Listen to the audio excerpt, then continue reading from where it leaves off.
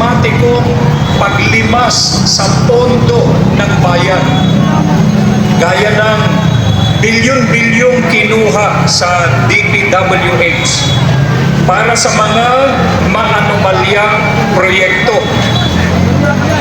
Hindi plunder ang pagtanggap ng donasyon para sa kampanya mula sa mga pribadong individual na una nang inabsuelto at napatunayang legal ng COMELEC. Bakit pinapatawan ng parusa ang naglantad ng krimen habang malaya ang mga totoong magnanakaw? Napakalinaw ng sagot, mga kababayan. Kinakasuhan nila si Senador Marcoleta hindi dahil sa ginawa niya. Kinakasuhan nila siya dahil sa alam niya. Takot na takot sila na patuloy niyang igiit ang matagal nang hinihintay na pagdinig sa karumal-dumal na flood control scandal, kung saan mahigit 1 trilyong piso ng pondo ng bayan ang mahiwagang nawawala.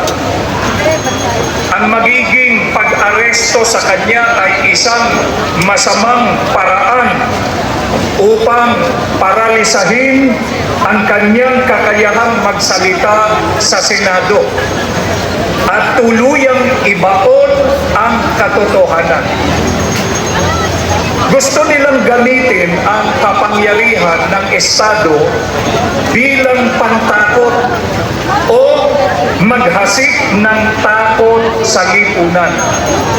Ngunit, nagkakamali sila. Ang pagtitipon natin ito upang isulong ang transparency, accountability at justice ay pagpapakita ng paninindigan.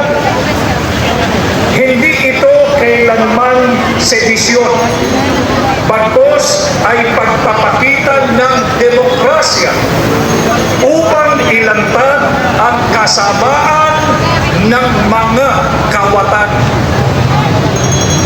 Kung ang isang mambabatas na nagtatanggol sa batas ay kayang gawan ng imbentong kaso ng gobyerno upang ipakulong, wala nang sino mang ordinaryong Pilipino ang ligtas sa ilalim ng sistemang ito.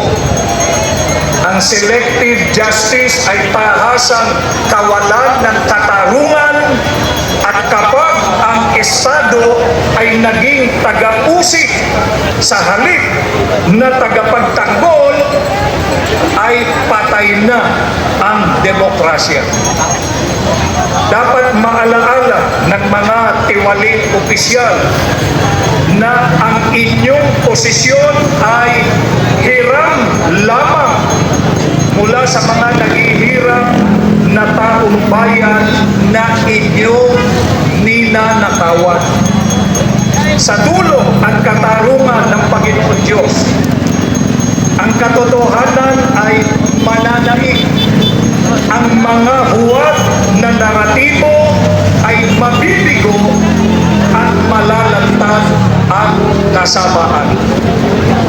Isigaw natin lahat, sabay-sabay, isigaw po natin, hustisya para sa taong bayan!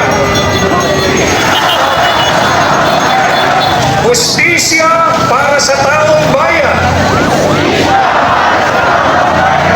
Panagutin ang mga tunay na kurako.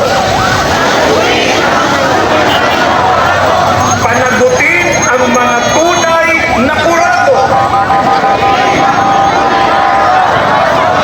Maraming salamat po.